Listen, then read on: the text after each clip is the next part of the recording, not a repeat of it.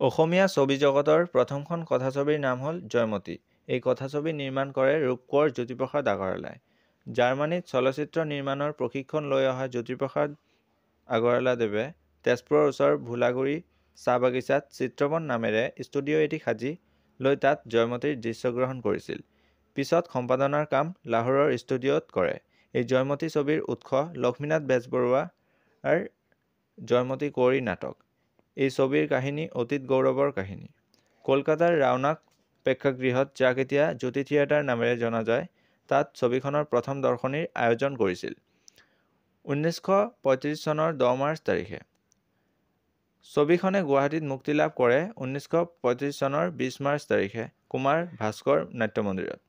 এই ছবিখনত জয়মতী চৰিত্ৰত অভিনয় কৰে আইদেউ সন্দিকৈ আৰু গদাপাণি চৰিত্ৰত অভিনয় কৰে পৰশুৰাম বৰুৱাই।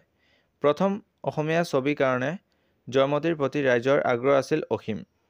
যদিও ব্যৱসায়িক দিশত এই ছবিখন সফল হ'ব নোৱাৰিলে, তথাপি এই ছবিয়ে অসমীয়া ছবি জগতখনক আৰম্ভণিৰ বাট মোকলাই দিলে আৰু ই এক অসমৰ ৰাইজৰ বাবে গৌৰৱৰ কথা। 1947 চনত ভাৰত বিভাজনৰ সময়ত জয়মতীৰ অৰিজিনেল প্ৰিণ্টটো নোহোৱা হৈ থাকে।